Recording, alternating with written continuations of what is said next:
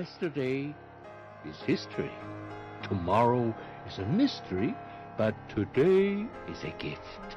It is not our abilities that show what we truly are. It is our choices. Hello and welcome to Jen Taylor Rerouting, where being rude is never acceptable, but sarcasm is welcome and swearing isn't always a bad option. Let's get started. Hello and welcome to Jen Taylor Rerouting. Today I have the exceptional privilege of interviewing Dr. Aaron Hinde. How are you doing, Dr. Hinde? I'm doing quite well, Jen. Thanks for having me on. Oh, I am ecstatic. So what would you prefer that I call you? Aaron's fine. Okay. It's actually Hinde is my last name, but people call me Hinde, Hinde. I'm used to it all by now. See, so I already messed it up. I'm Jen Taylor, so like you cannot butcher that. Can't screw that one up. Can't screw it up. No. Not really. Okay, so now I want to talk first a little bit. You are the founder and owner of LifeAID Beverage. Correct. Yeah, I'm a co-founder and president. Okay, and I went to the store. I cyber stalked you as much as I could, and I went to one of the stores that was listed, and I bought the recovery. Okay. That was pretty much all that Vitamin World had here, but and I know my kids stole some of it because it came in a 4-pack and there were only 3, so little peeved about that. That's a good thing. That's what we want to get them young. But they're taking my stuff. That's what kids are for. That's true. How many kids do you have? I have 2, 13 and 11-year-old, Trinity and Bronson. So Girl we're getting and a boy? to that age, especially my daughter. She's the same size as my wife. So they tend to borrow quite a bit these days. Well, that's actually one of my favorite things about having teenagers, and that I'm a cool enough mom. They want to come to my closet. So it's all good. Now, Yeah. I'm going to backtrack. You were born in Santa Cruz? Correct. Yeah, I was born and raised here in Santa Cruz. That's where LifeAID HQ is, here in beautiful Santa Cruz, California. And got a great team here. Most of us come from this area. Okay, I actually heard a lot of great stuff about your team. You have almost no turnover from what I understand.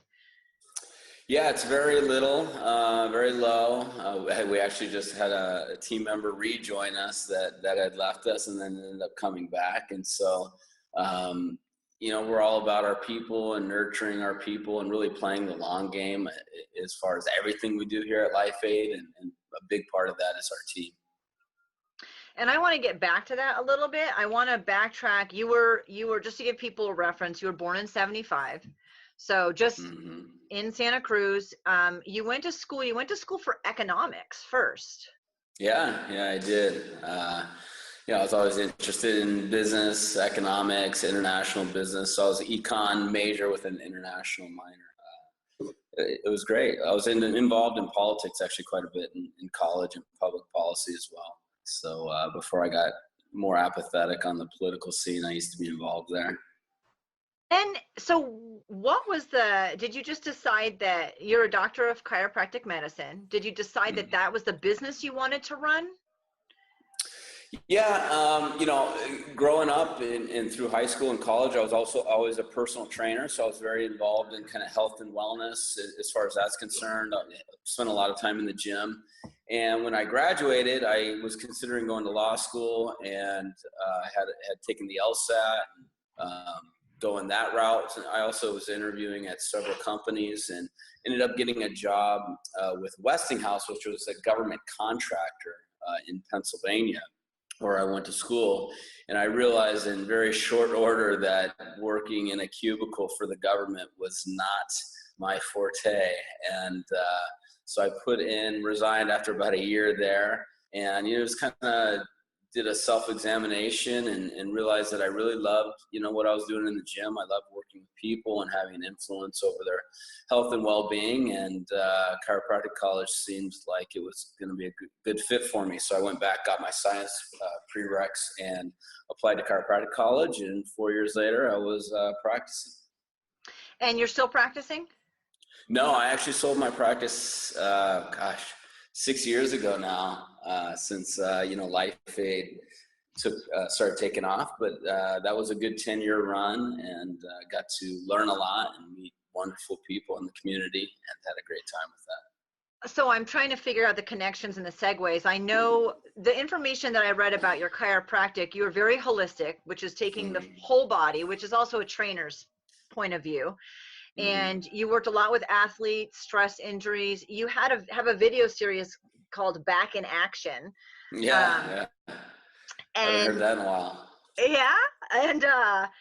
And you worked a lot with whiplash injuries, and your approach was very non-surgical. So people I know who came to you that were in a lot of pain, and it was like you either live with pain or have surgery. You were like, actually, there is another way. And so how did you segue? That's all amazing, wonderful stuff. I love my chiropractor.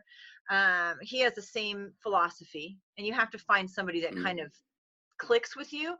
So how did you segue into LifeAID? Yeah, well, you mentioned Back in Action. You know, I had a video series. This was kind of pre P90X and all that kind of stuff. So this was an idea that I had for low back exercises to keep people from getting surgery and keep them out of the chiropractor's office and that kind of thing. But so I kind of had two paths going. One was this kind of health and wellness path, and the other was this kind of entrepreneurial streak.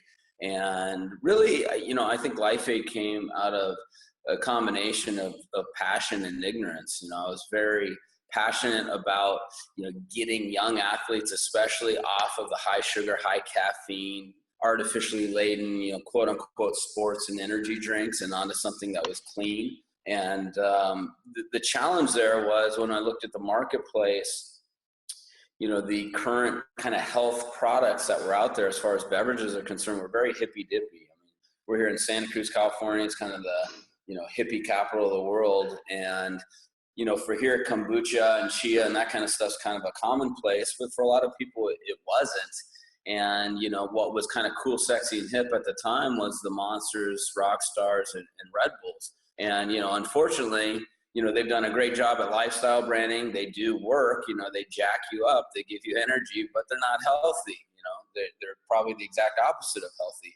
And so there weren't good alternatives to steer these young athletes to. And I think that's why, Orion, my business partner, and I really pursued LifeAID, because we knew there had to be a better way. We knew we could create something that was clean and healthful and functional and effective, but also was cool, sexy, and hip, and was attractive and kind of lifestyle branding for that younger generation.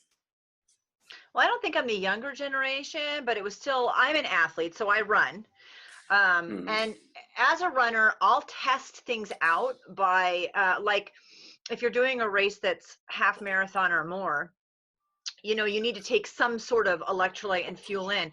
And I test things on my training runs, because most of them make me actually throw up.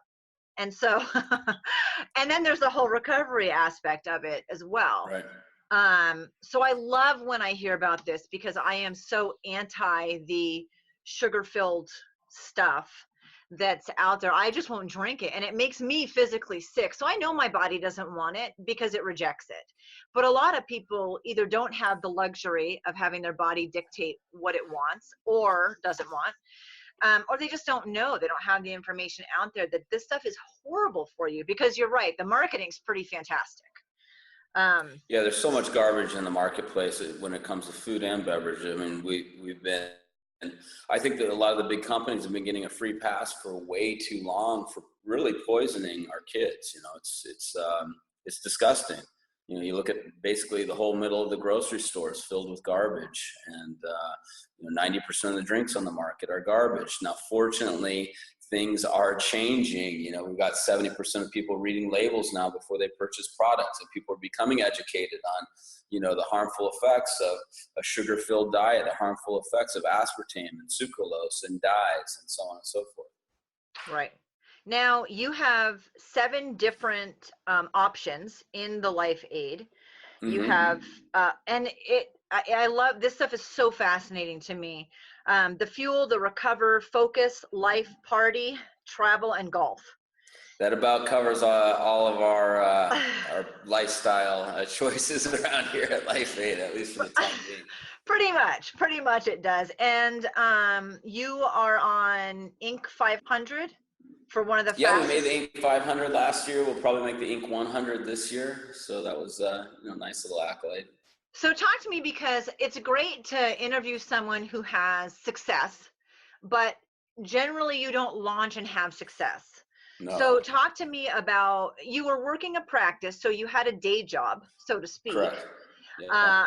Talk to me though about the challenges you had with launching and it's something that is a food item, so I'm sure that would bring its own set of challenges, as opposed to a notebook that doesn't really impact me physically.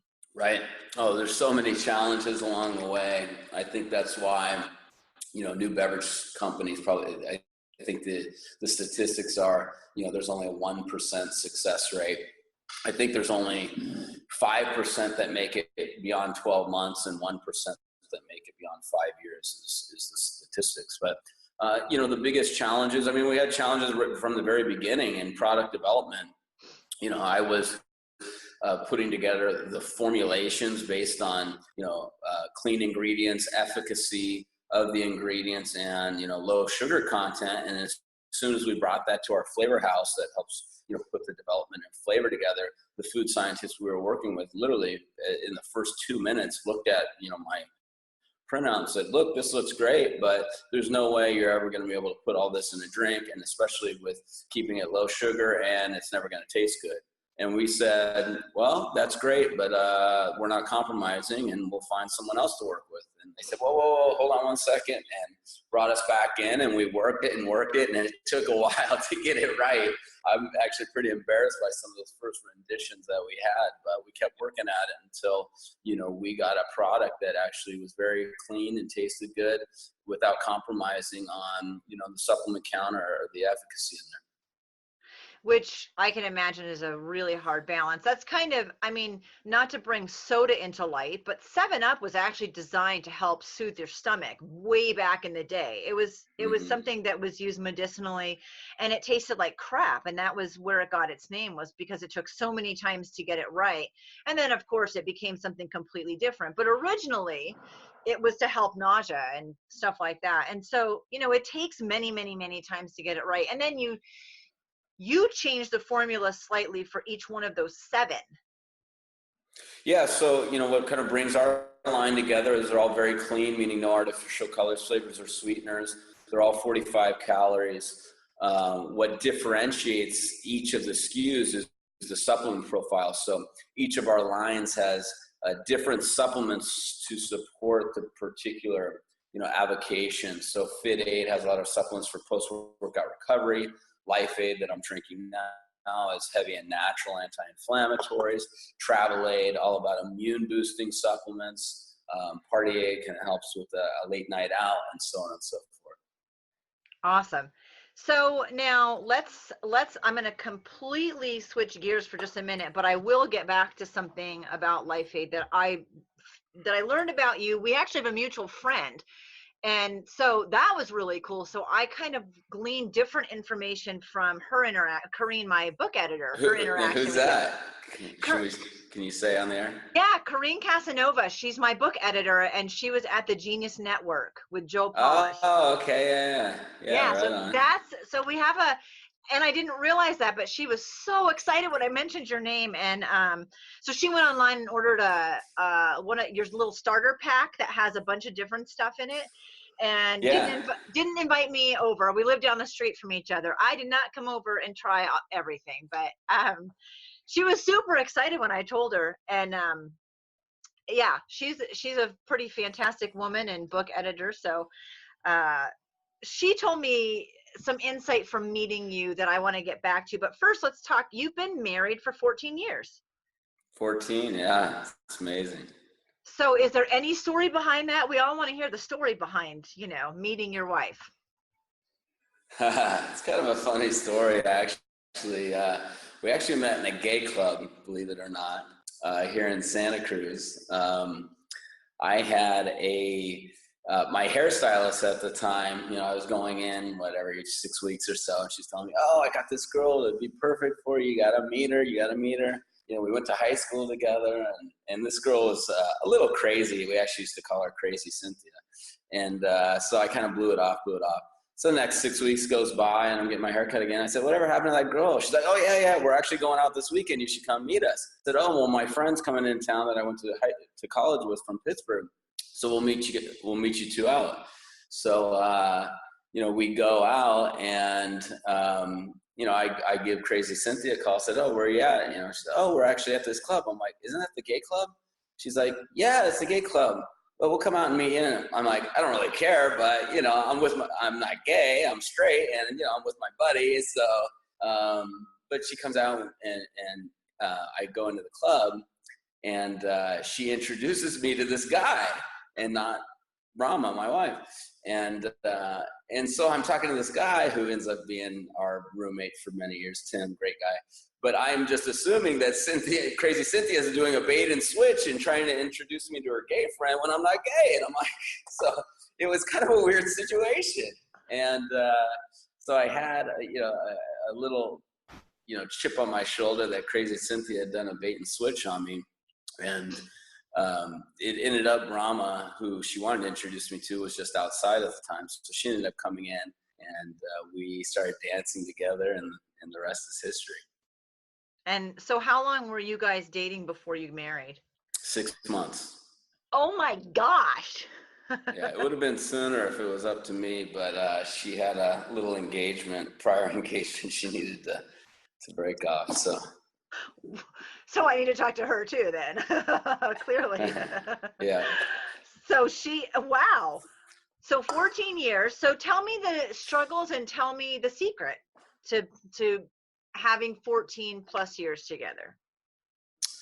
Yeah, I mean, the first 7 years were effortless, I would say, just really easy and smooth and fun. And, especially the pre-kid years are always great. You're on a honeymoon, and, I was working quite a bit as a chiropractor, and she was with me the whole time. I think when we started LifeAID, that created all new challenges, because just the demands on my time and my focus, I really got out of balance for a while.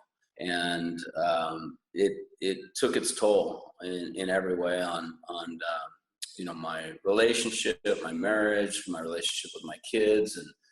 And it's taken me a while to really kind of find balance, and I think reprioritize and realize that I can have ultimate success in every aspect of my life. It's not a zero-sum game. I don't need to, sacrifice over here just to be successful here. I can really have the intent to hit it out of the park with business and hit it out of the park with my relationships, both with, family and friends and all aspects, and health as well. So, my attitude has really shifted, I think, after some, challenging conversations and sit downs that couples have once in a while. And, now my focus is on, my intent is, being the best version of myself in all aspects of my life and engagements. I think that's true of everyone. And actually what I get asked to write on the most is finding balance. Like I have some magic wand, which I don't. And I think the people that are the best at finding that balance are the people that evaluate it very regularly. Mm-hmm. And it's not a one and done. It's constant. Yes, it is. It is constant. Someone told me it's like a salmon swimming upstream. If you stop putting in effort, then you get swept away by the current very quickly. Right. And with relationships, especially with marriage, where you've got that, incredible intimacy and kids, and you've made that commitment, I think that just makes it sets the stakes a little higher. So I appreciate you sharing that. It's a tough one to navigate for sure. So it is a tough one to navigate, but it's worth it in the end. That is true. So this actually segues into what I wanted to talk about. One of the things I want to talk about, and one of them is living the lifestyle that you're representing. So you're representing this healthy lifestyle, working with athletes, not putting crap into your body, streamlining your health. How hard is it to be the poster boy for that all the time? I love it. I kind of thrive under that type of pressure and expectation, and it's the right thing to do. I mean, part of playing that long game is I know I have to be the best representative of this brand as possible. So, forcing myself to, eat clean, forcing myself to, work out even when I don't feel like working out, and, just keeping in shape. I mean, my goal is every decade that goes by, I'll be 42 next month. I want to be in better shape at 50 than I was at 40. I was in better shape at 40 than I was at 30. And probably not 30 to 20, but I wasn't quite aware of it then. But, that's my goal, is to continue to get better and better and better, both physically, emotionally, mentally, spiritually, and with all aspects. But then, I mean, thankfully you have the party aid too. So if you have a binge night, hey, you have a way to. Yeah, I never said that I'm a purist here. We like to have a good time too. We say even moderation in moderation. Yeah. And I mean, that's one of the points that I want to make. And then one of the biggest things I want to talk to you about, well, talk to me a little bit first about getting traction and getting funding, because you said this consumed you for a while. And part of that was being a chiropractor and having a family, and then having this brilliant idea, but bringing that to life. Talk to me about that part of it. Yeah, I mean, there's challenges every step of the way. So I talked about product development already. Probably the next challenge is, getting proof of concept and getting some initial traction. And for us, we actually first launched, we had this concept for LifeAID with multiple SKUs and, all these niche products. But our very first product was actually Golfer-Aid that hit the shelf because there was no drink for golfers. And, we were golfing when we had free time once a week, which now I golf maybe twice a year, unfortunately. But when Orion and I had free time, we'd golf once a week together. There was no product for golfers. All golfers were consuming, coffee in the morning and then like Red Bull or soda at the turn. It was horrible with a hot dog, So we knew there had to be a better way. So, the big challenge there was this industry is so expensive as far as just minimum runs. And it's not like an information product where I could put it up online and with, zero cost of goods and see if it gets traction. I mean, we have to produce 200,000 of these cans just to see if we're going to get any traction. So, we were out there hustling, selling 7 golf courses here in Santa Cruz, demoing them constantly.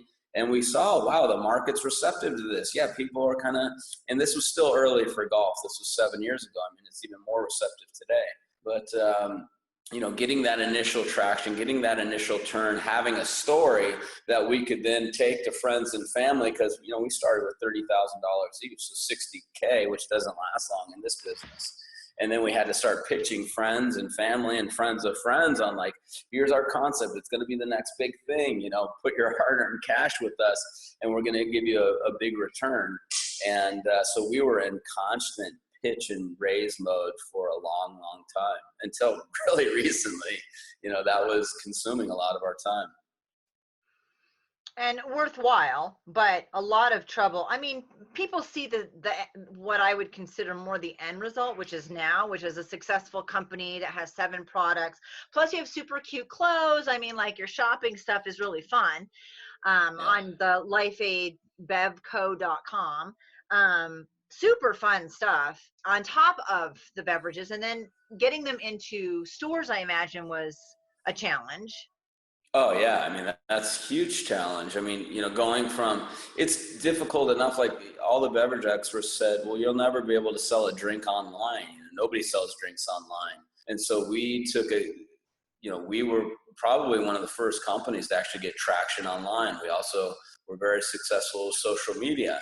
And so those were all its own challenges. And then kind of moving the business from an e-com business only to an e-com and brick and mortar, that had its own set of challenges. And getting meetings and, here we're doing all this revenue, but it's not showing up in what's called scan data or spins data. So every time you go to the grocery store and they take the gun and they scan the barcode to ring it up, that data is reported. Well, when you're selling direct to consumer or direct to CrossFit gyms or direct to golf courses, nobody's scanning. So here we're doing millions of dollars in revenue, but we'd go to a meeting with a new potential partner and they're looking us up like, what do you mean you guys have been around this years and done this revenue? You don't even show up on scan data. So that was a whole new thing, like trying to justify, no, we actually do have traction. Check us out.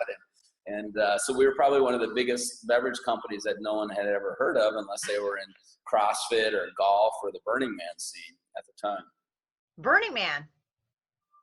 Yeah, Burning Man. We've had 20,000 cans for multiple years in a row now at Burning Man. We donate product. We're a big part of that community. So. Wow. Work hard, play hard. I didn't see that one coming. I'm in Nevada. That's Burning Man consumes Reno during that time where people are getting ready to go, and then we can definitely tell when they've come back. So yeah. I have yet to experience it, but since LifeAID's there, maybe now that'll tip me. Everybody should go at least once. Everyone should go. I would highly recommend it. Well, I have kids that are teenagers that want to go, and I keep thinking I should just go and bring them, and that way I have a little bit of control, that, elusive control over the teenagers who want to be there. So I'm going to go back to the fact that you have a very, very low turnover. I mean, and this is where Kareen's input comes in, because she met you at a seminar. And did you speak at the seminar? Yeah, I did. I spoke at the most recent Genius Network. I did, okay. What they call a 10-minute talk, yeah. Yeah, okay, that's right. So one of the things that I learned about you is the low turnover, and that you have this amazing team building kind of program set in place. And I know enough to be dangerous. I don't know a lot. Just that you have some goal setting and information like that. That's pretty phenomenal. So can you talk a little bit about that? How do you retain your staff, really? And what are the goals? Yeah, I mean, on the most surface level, we are very kind of slow to hire. We make sure that the candidate is really a cultural fit first and foremost. Most skill type things we can teach or train. So we want to make sure we're having the right cultural fit with the people we're bringing on board. And we really look to pay living wages and cover medical expenses, 401k. Actually, every team member here has ownership in the company, all the way down to the warehouse workers. And then, what we do, I think what you're referencing is we have goals for our entire team. So each person, including myself, sets out annual goals for ourselves, KPIs. And like 4 or 5 of those will be related to the business. One or two will be personal goals as well. And all of our department heads each quarter are setting out goals for that department, and they're incorporating some of the individual goals into those quarterly goals. And all of this is basically moving towards what we need to get done that year.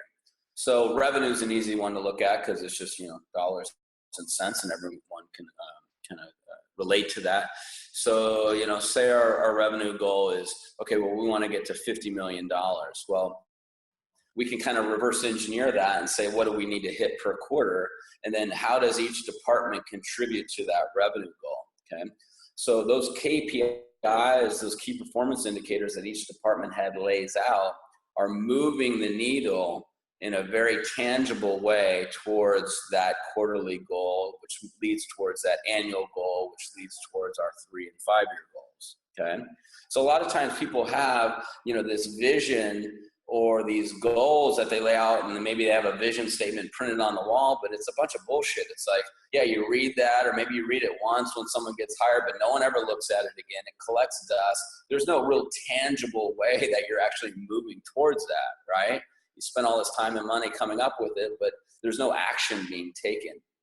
Well, what we've designed, and a lot of this is from the Rockefeller Habits and Vern Harnish's work, is a way to create very tangible 3-month goals that move the needle in a very realistic way that everyone has ownership with. And then what we do is during our weekly team meeting every Tuesday, which is company-wide, we read a forward-looking vision statement, which we're about to end the quarter, and I'm happy to report we have 85% completion on our quarterly goals. So we read a forward-looking vision statement as if we've already achieved everything that we've outlined for ourselves for the quarter. So it's awesome because every week you're rereading the same thing and you're moving closer and closer. And as you're hearing that vision statement read by another team member, you're like, check, yep, I did that already. Yeah, I did that. Oh, I'm almost done with that. And then we're all reporting out as team leads what percentage completion we are towards our department's goals. So it's a great way to get everybody from individuals, team leads, departments, and the whole company in complete and perfect alignment on what we need to achieve in a 3-month block and a 12-month block and so on and so forth. So give me an example of like a personal goal. If I'm an employee of yours and we have, of course, the business goals, which we're kind of doing as a team. And then what would an example of a personal goal be that you can incorporate into the business? Well, there is no work life and personal life. It's just life. So there's no separation between what happens at home and what happens here at work. I mean, if someone, is going through a divorce or someone has a death in the family, does that affect them at work? Of course it does. So, I don't look at it as, the personal, how it affects work. It all affects each other. So, for a lot of people here, it would be, I want to get in the gym 5 days a week, or, we have 55, I think, full-time team members. We have one person that struggled with cigarettes, and here we are, LifeAID. So, the big goal there is like, hey, you've got to be consistent with the lifestyle and the brand, which is good for you and your health and good for the brand and good for everything. Other people are musicians and, getting out and actually practicing and performing on a regular basis because that's their artistic release. So it really depends on the individual, what they lay out there. I don't care what it is, as long as it's something that's progressing them. Other people are like, oh, I want to read, 1 book a week for this quarter. Okay, great. Let's do it, because we know that, sharpening the saw, as Stephen Covey would put it, and, that knowledge is power, and moving our personal development has a direct effect in how we perform, here in the workplace. Absolutely. But I think what's so huge for me about this is that most businesses don't look at the person that they're hiring as a whole like that and incorporate. You're right. Work affects personal and personal affects work, and they should be one and the same. But I think it's very rare to find a culture that embraces that and assists with that. And so that is what I heard about, that you do the goal setting, and that you and why would anybody want to leave if they're having those personal needs and work needs fulfilled with support? It's like having your boss and your team kind of be your accountability partner and therapist and everything all in one. It's a fantastic culture. So I was very, very impressed with that. Yeah, and we also like to work hard, play hard. So, we have happy hour here at work every other Friday. We've got 2 kegs on tap. I mean, we have a full bar here at work, and we have a full gym here at work. So we just don't recommend people do both at the same time. But every other Friday, we cut loose at 3:00, and we're having some beers or some cocktails and having a good time. I mean, when we hit 80% or greater on our quarterly goals, which is most quarters, we'll do a big trip. Like we just rented out the Chardonnay sailboat for last quarter and took everybody on a sailing expedition with sushi and drinks and had a great time. We're going to do a big barbecue at my house in a couple weeks. We're doing a big team building exercise, probably up at Lake Tahoe. We'll fly the entire team out and do a lot of team building exercises and do some fun stuff. So again, we're trying to incorporate life into work and work into life, and not have them be these 2 separate entities.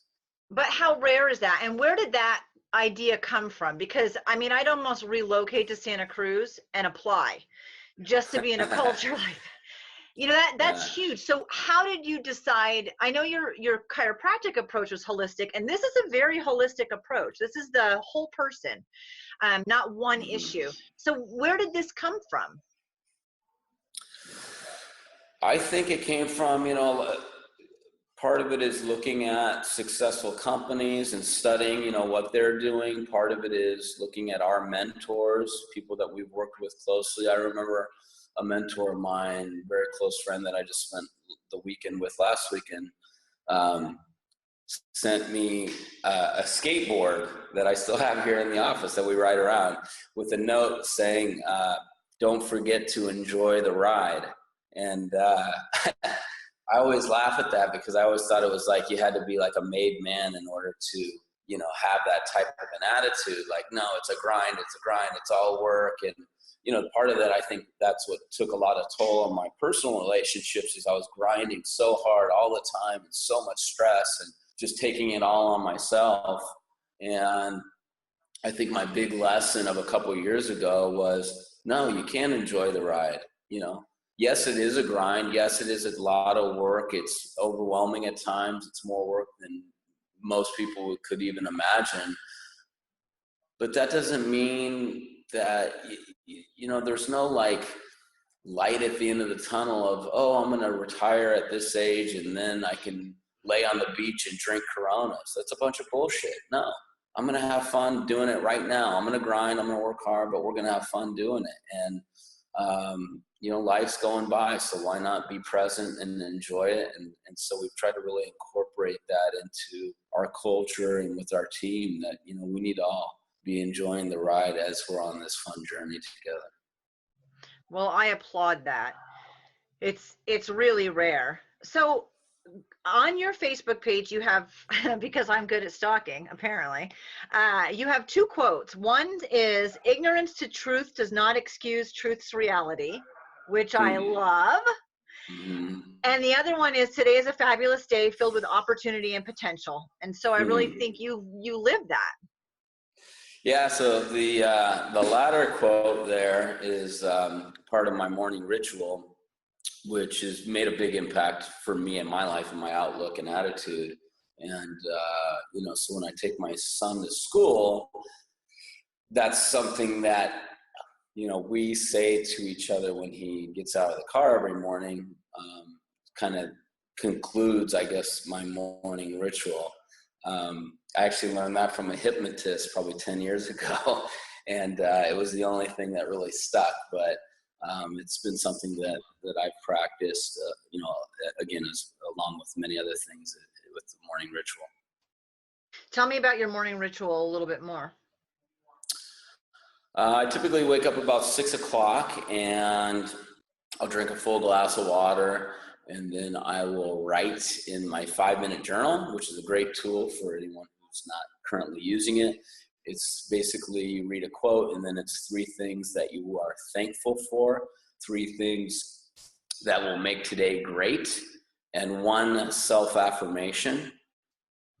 And then I'll hop in the shower, and on completion of my shower, I'll do 1 round of Wim Hof breathing, which is a way to hyperoxygenate the bloodstream and make your blood very alkaline. Following Wim Hof breathing, you can look that up, Iceman Hof on Instagram. He's got 30 world records around ice submersion and breath holding and climbing Mount Everest with shorts on and all kinds of crazy stuff. But it's been a great practice for me. And then I'll slam off the hot water, and I'll just basically cold plunge for about 30 seconds or so after the Wim Hof. And then I'll make, some organic eggs, or on 3 days a week, I'll do intermittent fasting, where I'm not eating anything. But when I am eating, I'll either do organic eggs from our chickens, or I'll make basically a smoothie with fresh berries from the garden and turmeric and protein and MCT oil and so on and so forth. I kind of do the whole bulletproof coffee thing in the morning. And then I'll do a morning prayer ritual, and it kind of concludes with the fabulous day, and get into work and start kicking the day in the butt. Excellent. I'm glad that you went over your morning ritual, because I think that's one of the easiest times we can capitalize on just a few minutes of our time, because this is maybe 30 to 60 minutes. Is that right? Yeah, I mean, I can get it all done in about 30, 35 when I'm really cooking, but easily in 60. Right. And I think a lot of us kind of roll out of bed and try to tackle the day and turn the screen on immediately, and just, it's a little overwhelming. But to take a step back and do this, I'm a huge believer in this. So I appreciate that. So It's a game changer. It really is. yeah, what do you think? So you mentioned the hypnotist, which I have yet. That's one of the things, one of the only things probably I haven't tried, as far as just things that can help you heal or feel better or move through baggage. Or so that the morning ritual and that expression, the today is a fabulous day filled with opportunity and potential, you got from the hypnotist. What else have you tried that ended up sticking or not sticking? Well, I think everything that I currently do, I pretty much, piece together from different things. Like, I'm a kind of guy that I'll try anything once, as weird as it sounds, I'll give it a shot. And, I try to approach things with an open mind. I try to, drink the Kool-Aid a little bit, or the LifeAID in this case, of, whoever I'm listening to, whether that's a podcast, a book, a seminar. I'm always out engaging, people and mentors that I respect. And some of it I'm like, wow, that's totally fucked up. That doesn't sound right at all. Or other things I'm like, that sounds reasonable. Let me give it a shot. And so I try a lot of different stuff. And, my routine's my routine. It's not going to work for everybody, but I think there's certain aspects of it that, have value, and it all has value for me. And, I think everyone needs to figure out what works for them and incorporate that into their lives and make it a habit. I'm actually reading a book on habits right now. It's very interesting. But, having that ritual, that routine that becomes a habit, it may not change the game in a day or a week or a month, but imagine doing this over and over and over. It's just like going to the gym. You go to the gym once, you're like, oh yeah, I'm sore as hell, but I don't really see any difference. But fast forward 2, 3, 5 years, and then all of a sudden you see a big difference in your body transformation. The same goes for spirituality. The same goes for relationships. The same goes for business. Every aspect of our lives can be continually improved upon if we work at it. Right. And now, is your morning prayer kind of a meditation? I'm actually Greek Orthodox. I'm a Greek Orthodox convert, which is kind of weird and rare, but and I'm not Greek. But it's a part of the Orthodox prayer that it takes a couple minutes to do, and it's just kind of helps me be very present. I actually go through it in the car as I'm driving. I live up in Santa Cruz Mountains, so I'm coming through the trees, and then I drop down to the ocean, go along the ocean. So it's just very mindful for me to be appreciative and to, I think, live my life let me back up. I think people that experience stress in life is because the current life that they're living, or the decisions they're making, that vision of themselves is not consistent with the best version of themselves, or the decisions they know they should be making, or the path that's been laid out for them. And that gap, that delta, creates stress.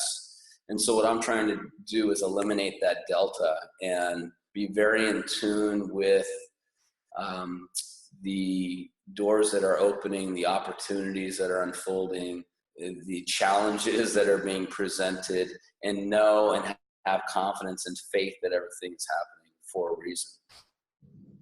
I love that.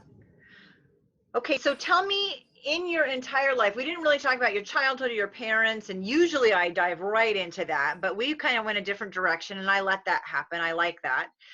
What has been the biggest challenge in your entire life?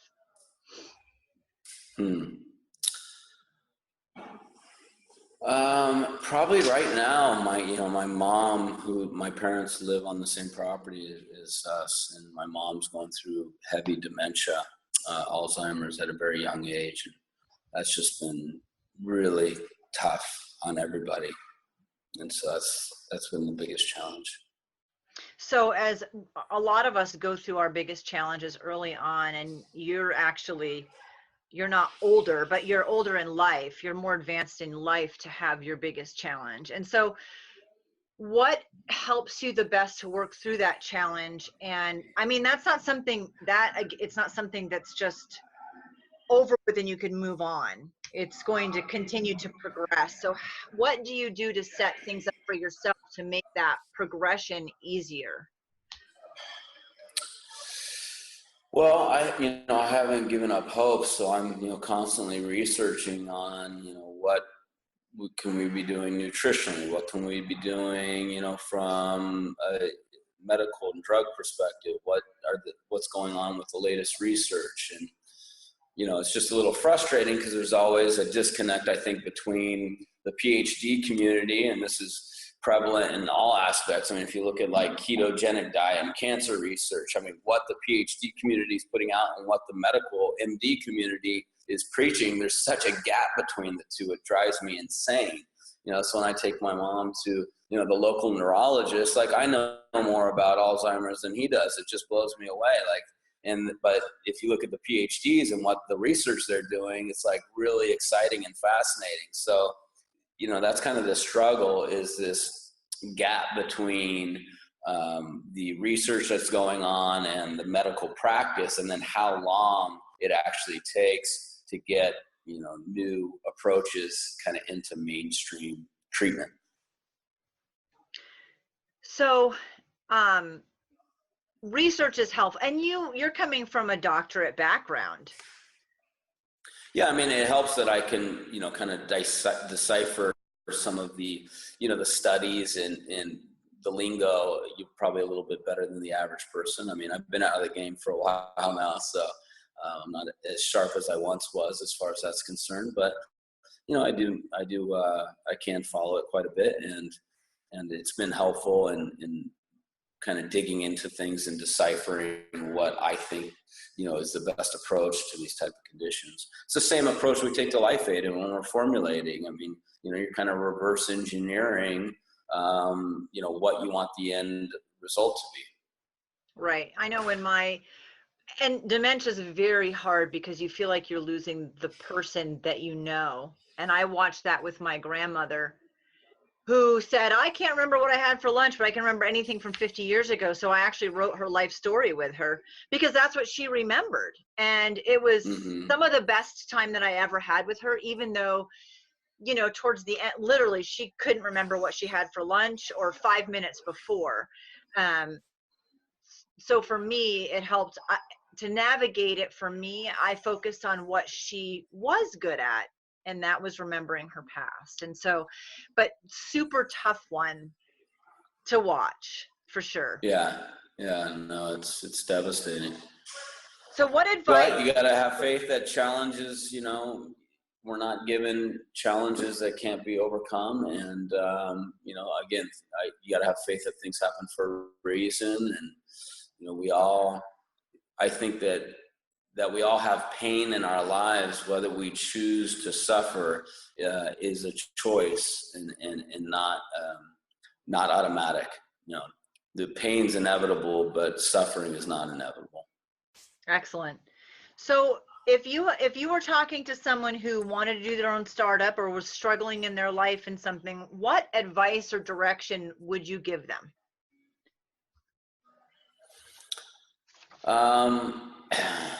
Well, I mean, it's easy for me to talk to the business aspect of things, because when you're starting a business, I think so many people want to go very wide and broad, and as Dean Jackson would say, choose a single target market.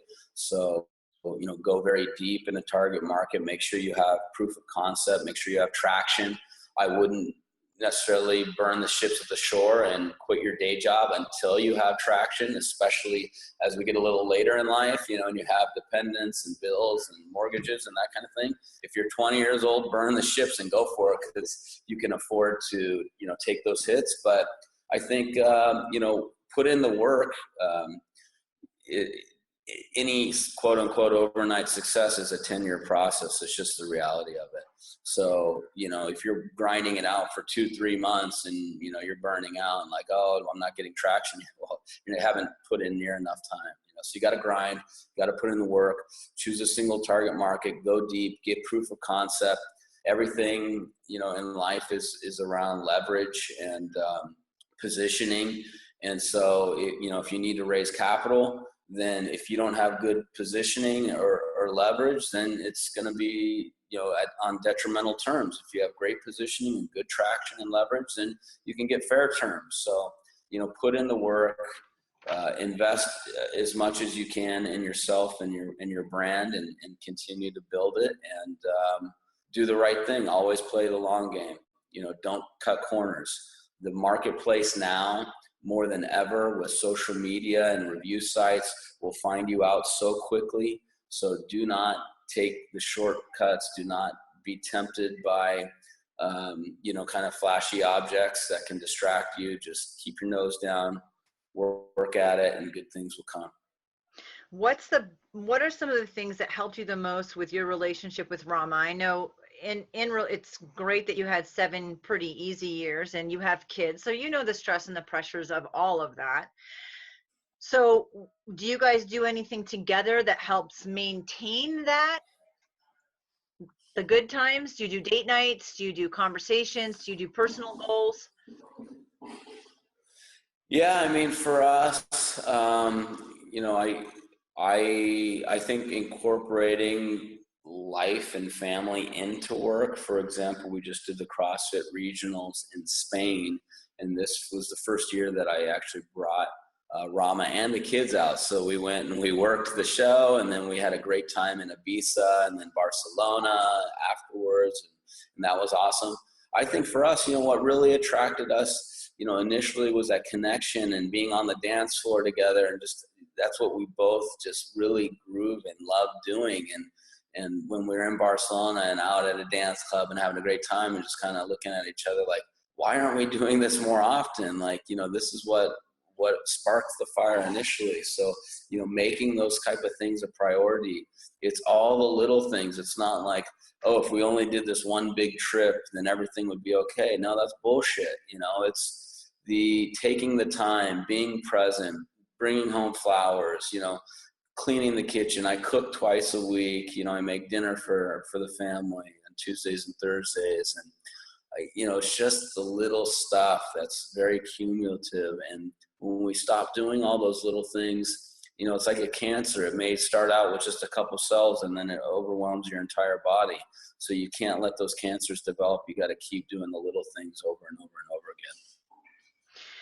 I so appreciate all the insight that you've given, and your just you taking your time to chat with us today, and love your insight. It's so fantastic. On a side note, when you bring the company to Tahoe, I'm available. So okay, yeah. Is that where you're based? Are you up in Tahoe? Well, we're in Reno, so we're just, Reno, okay. Yeah, real close. So I love Reno now. I used to think it was such a little kind of shithole when I was a kid, but now we have friends that live up there, and we go up there, and it's a great town, great restaurants. And yeah, it's really transformed in the last 20 years. And it keeps transforming, which is great. And I've been here for 13 years, and I don't always love it, but for the most part, I really love it. And at the very least, it's close. Even if you don't love Reno all the time, it's such a great hub to get everywhere else that, it's so worth it. It's great location based. So, yeah. Well, Jen, you're only 2 hours from Burning Man and the Playa, so you don't have any at least once. Okay. All right. It'll blow your mind. You won't. Yeah, I've heard that. So thank you so much, Aaron. And Aaron can be found. I mean, you're easy to find, but the easiest thing, I think, correct me if I'm wrong, is lifeaidbevco.com. Just look up LifeAID and everything pops up. You can find a lot of information, gives you all the retailers that you can purchase the beverage from. It's some pretty great stuff. You're right, my kids should be drinking it, but I still want to kind of covet it to myself. But it has nothing in it that they shouldn't have, so it's perfect for everyone. And I thank you for your time, Aaron. I appreciate it. Thank you. It was fun. Appreciate it. All right. Thank you so much for listening in to Jen Taylor Rerouting. Like, share, and of course, comment. I welcome input with attitude. Get a copy of my book on Amazon, Hello, My Name is Warrior Princess, or check out my website, jentaylor.net. And if you still want more, sign up for one of my coaching packages.